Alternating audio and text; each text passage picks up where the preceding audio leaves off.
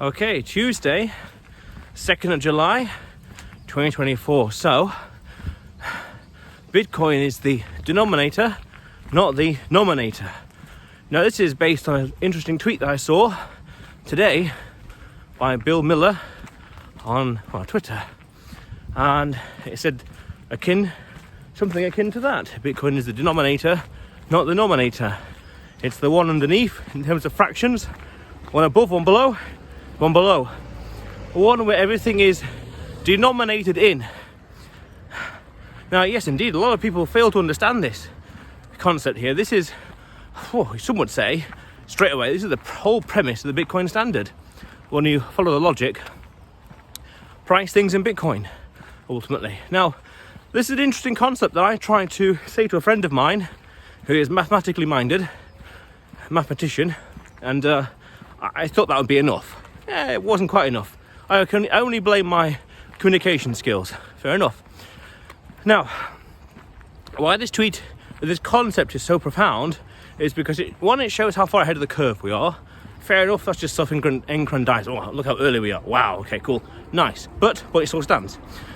But also, that shows the technology, the revolution behind it as well, where this first principle that says everything gets cheaper in Bitcoin. And there's a great website for this, pricedinbitcoin.com, where over time, one Bitcoin buys you more things. So, that means that as you start pricing your life, your livelihood, your expenses, you name it, in Bitcoin, in Satoshis, things get cheaper, which is profound. That's Bitcoin standard right there, which is low time preference. Always get these two mixed up. Long-term thinking, low time preference, it's that one. Very nice, fair enough, cool. Now, it's also profound because not everyone, no, the vast majority of people don't see it that way. They see it as a way as a trade of accumulating more fiat. Fair enough, okay, you do what you can, you're gonna do what you know, fair enough. But once you go through the looking glass, so to speak, once you understand and flip it on its head, start pricing things in Satoshis as opposed to pounds or dollars fiat, a melting ice cube, as Sailor would say, fair enough. Yes, you understand how flawed that logic is. And there's a great quote by Simply Bitcoin that talks about why work from money that can be printed at will? Why work hard from money that can be printed for free? Profound. So that concept is cutting edge, and a lot of people don't understand that at all, and won't understand that for a good, I'd say, 15 to 30 years, for different reasons. Now, when you start pricing things in Bitcoin and Satoshis, as the price goes up, things get cheaper. That's the denominator right there. But the vast majority of people haven't yet made that flip. Now, of course, it's going to happen over time, but I did a video about this in the past called The Coming Hyper-Bitcoinization. The Coming Hyper-Bitcoinization, maybe a month ago now, that talked about that attitude, viewing it like that as the denominator. I don't think will be commonplace for 13 to 30 years easily. Fair enough. Because, and in that video I expand on this, I say that the vast majority of people don't need to understand Bitcoin itself. Just the key decision players, key decision makers in different industries, sectors, businesses, you name it. Banks, governments, etc. Only they, perfect, okay. Only they need to understand it. Because they have the main decisions that can carry it and permeate it through into the wider society and culture and place. They need to understand it. And through the game theory, it's happening over time. Every day, this hyper-Bitcoinization is 1 foot, 1 centimeter, 1 inch closer to being more mainstream and more common. It happens over time. It's incentive, it's aligned incentives. Incentives all in synchronicity. Powerful stuff. So yes, a lot of people don't understand this as the denominator, but they don't need to, just the key decision makers. Now, and that's powerful, because when you look at it that way, you want to mine fiat and hodl Bitcoin, cold storage, all the other buzzwords from there. But the point is, you understand that this is a tool. It's a money. It's a revolution in money. It's a winner-take-all situation. That's powerful. That changes everything. People would say that all your models are broken. Perhaps, yes. But it's still fundamentally, we're still humans. The biology hasn't changed. Psychology hasn't changed, but still, it's a good idea, good point. But nonetheless, things are happening, things are changing.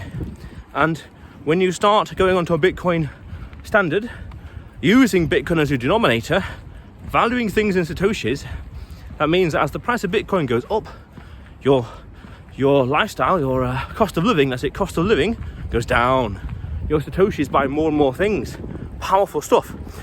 And there was this tweet, this amazing tweet I saw a year or so ago by this guy in El Salvador, Westerner, who had a taco stand, I guess, a little taqueria, and he was pricing everything in Satoshis, natively in Satoshis, and that's very cutting edge. That's living in the future, that is, because to do that requires a lot of well, I want to say maths, but it requires a lot of planning and strategizing. How do you quantify, I don't know, tacos, other ingredients, and how do you price them in Satoshis? Now, of course, there are ways. I don't know how to do it yet, but this individual did. I can only assume so, but I can't find the tweet. But nonetheless, that shows you proof of concept, where if he can do it on a small scale, then in theory anyone can. They can use it as the denominator. But then let's go one step further and say, right, well, El Salvador is a very good example of it, using it as the denominator.